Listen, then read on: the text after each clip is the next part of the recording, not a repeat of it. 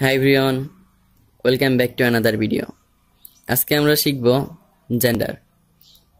তো জেন্ডার শেখার জন্য আমাদের আগে জানতে হবে যে জেন্ডারটা কাকে বলে। তো জেন্ডার হচ্ছে যে শব্দ দ্বারা কোনো নাউন বা প্রোনাউন পুরুষ, স্ত্রী বা এদের কোনোটি না বা অচেতন পদার্থকে বোঝানো হয় তাকে জেন্ডার বলে।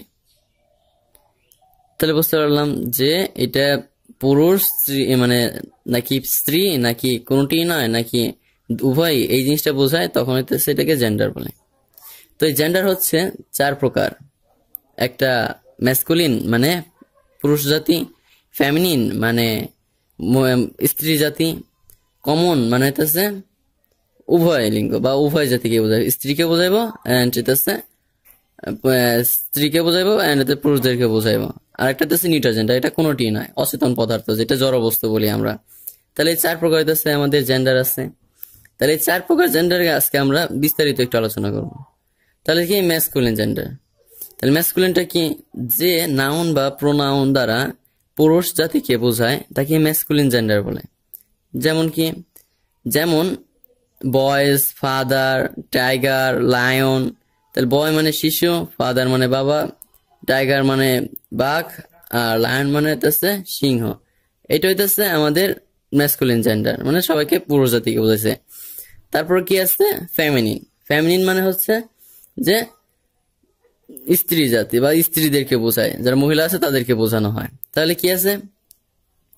যেরকম যে নাউন বা প্রোনাউন দ্বারা স্ত্রী জাতিকে বোঝানো হয় তাকে ফেমিনিন জেন্ডার বলে।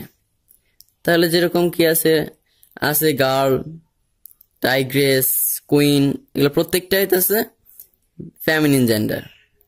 আরেকটা হচ্ছে আমাদের কমন জেন্ডার। কমন জেন্ডারটা কি? যেটা উভয়কেই বোঝাইব। তাহলে যে নাউন বা প্রোনাউন দ্বারা উভয় জাতিকে বোঝানো হয় তাকে কমন জেন্ডার বলে। যেমন চাইল্ড মানে শিশু। শিশু কিন্তু ছেলেও হইতে পারে, এটা মেয়েও হইতে পারে, এটা দুজনকে বোঝানো হয়েছে। ফ্রেন্ড, এটা ছেলেও হইতে পারে, মেয়েও হইতে পারে, দুজনেই হইতে পারে, তাই এটা কমন জেন্ডার। মানে স্টুডেন্ট, এটা ছেলেও স্টুডেন্ট হয়, মেয়েও স্টুডেন্ট হয়। তাহলে এখানে দুইটার ক্ষেত্রেই আমার কমন জেন্ডার, মানে উভয়কেই বোঝানো হয়েছে, মেয়েদেরকে বোঝানো হয়েছে ছেলেদেরকেও বোঝানো হয়েছে। আরেকটা হচ্ছে নিউট্রাল জেন্ডার। নিউট্রাল জেন্ডারটা কি? নিউট্রাল জেন্ডার হচ্ছে যে নাউন বা প্রোনাউন দ্বারা কোনো কিছুই বোঝায় না, মানে এটা পুরুষ নাকি মেয়ে এটা কোনটাকেই বোঝাবে না। একটা অচেতন পদার্থ, যেরকম একটা বই, এটা ছেলে নাকি মেয়ে না, এটা কোনোটিই না। এটা একটা অচেতন পদার্থ বা জড় বস্তু। যত জড় বস্তু আছে সবগুলাই হচ্ছে আমাদের নিউট্রাল জেন্ডার। তো এটা হচ্ছে আমাদের 4 প্রকার জেন্ডার। তাহলে একটা ম্যাসকুলিন, একটা ফেমিনিন, একটা নিউট্রাল, একটা কমন, হচ্ছে 4 প্রকার জেন্ডার। তো আমাদের এখন এই 4 প্রকার জেন্ডার নিয়ে কথা বললাম বা 4 প্রকার জেন্ডারটা বুঝলাম। এখন আরেকটু ক্লিয়ার হওয়ার জন্য আমাদের কিছু উদাহরণ দিব। তো এখান থেকে আমাদের বলতে হবে যে কোনটা কোন জেন্ডার। প্রথমে বয়েজ বা বয়, প্রথমে হচ্ছে বয়, তারপর গার্ল, টাইগ্রেস, অ্যান্ড আরেকটা হচ্ছে লায়নেস। এই তো আমাদের উদাহরণটা, যে এইখান থেকে আমাদের কোনটা কোন জেন্ডার হবে এটা আমরা বোঝাবো। তো প্রথমে হচ্ছে বয়। বয়টা কি? ছেলে, একজন ছেলে, সে কোন জেন্ডার? আমরা বলছি যে পুরুষ। ছেলে দেখি পুরুষ নাকি মেয়ে নাকি উভয় নাকি কোনটি না, অবশ্যই এটা একটা পুরুষ জাতি, তাহলে এটা ফেমিনিন ম্যাসকুলিন জেন্ডার।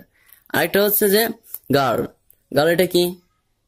এটা কি মেয়েদেরকে বোঝানো হয়েছে বা একটা মেয়ে, তাহলে একটা কি স্ত্রী জাতি, তাহলে স্ত্রী জাতি হলে পরে এটা ফেমিনিন জেন্ডার, তাহলে এটা অবশ্যই ফেমিনিন জেন্ডার হবে। আরেকটা হচ্ছে টাইগ্রেস।